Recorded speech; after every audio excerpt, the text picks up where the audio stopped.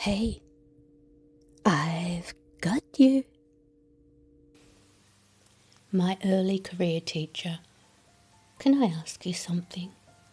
Have you ever reached the end of a weekend and found yourself pausing for a moment, almost expecting to feel different, and then realizing that despite resting, despite slowing things down, you still feel exhausted? You might have slept in a little, cancelled plans, or tried to give yourself space, and yet, when Monday arrives, there is this heaviness sitting in your body.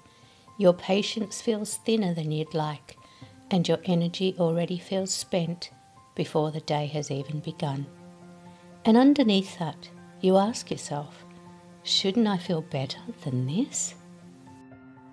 If that is where you are, I want you to listen, because it matters.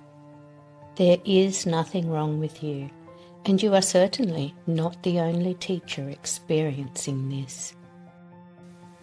This kind of exhaustion is different from the usual tiredness that comes from a late night or a particularly busy week, because it tends to sit deeper and linger longer, and many teachers find it hard to understand, since rest doesn't seem to help in the way they think it will. Being a teacher doesn't just take up your time, it also needs your full attention, your ability to make decisions, and your emotional energy all the time, and often for long periods of the day. You are noticing, adjusting, responding, managing behaviour, supporting learning, and holding the emotional needs of students, often without a clear point where that responsibility fully switches off. Even when the day ends, part of you is still thinking, still replaying, still anticipating what comes next. And that means your system does not always move fully into recovery, even when you are technically resting.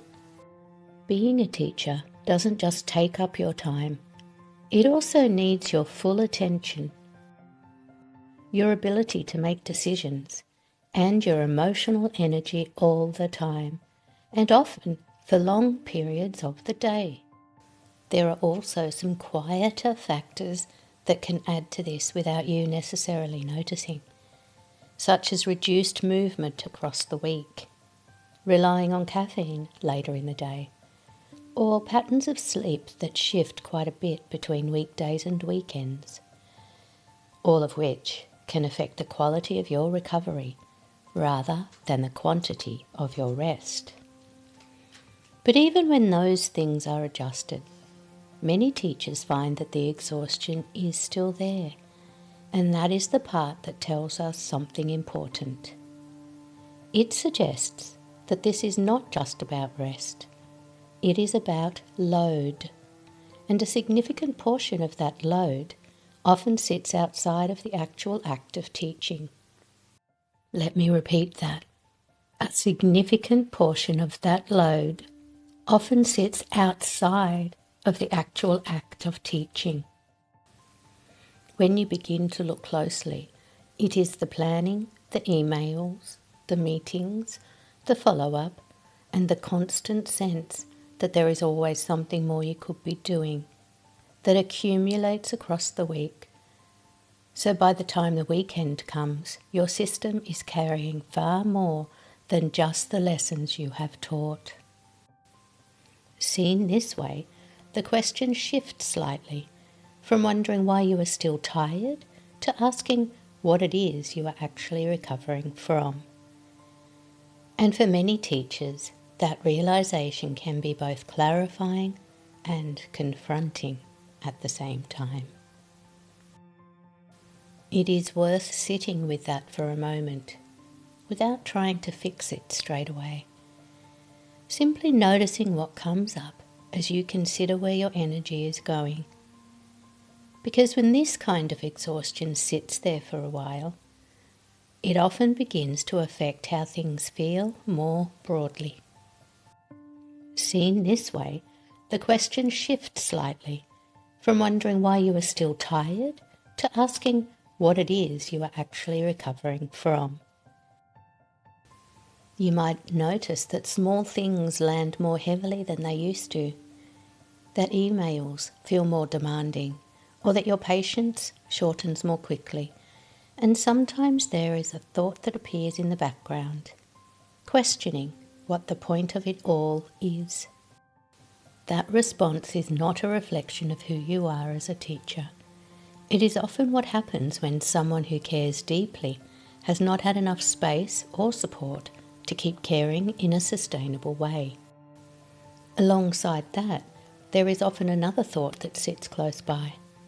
The sense that you are not doing enough or not doing it well enough, which is something many early career teachers carry, particularly in a profession where there is always more to learn and more that could be improved.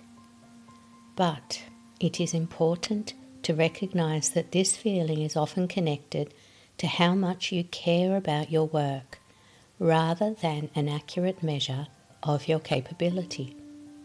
That response is not a reflection of who you are as a teacher. It is often what happens when someone who cares deeply has not had enough space or support to keep caring in a sustainable way. So, if you're still sitting there feeling that heaviness, even after doing what you thought would help, I want you to remember this. You are not behind and you are not failing. You are responding to a level of demand that is real, and with the right kind of support and recovery, not just rest, but genuine recovery, that feeling can begin to shift over time. It may not change immediately, but it is not fixed. And if no one else has said it to you recently, it is worth hearing this. You are doing better than you think. Now, if exhaustion feels familiar to you, stay with me, because this series is unpacking the hidden burnout patterns teachers rarely talk about, and what comes next might explain far more than you think. I'm the lead teacher. I've got you.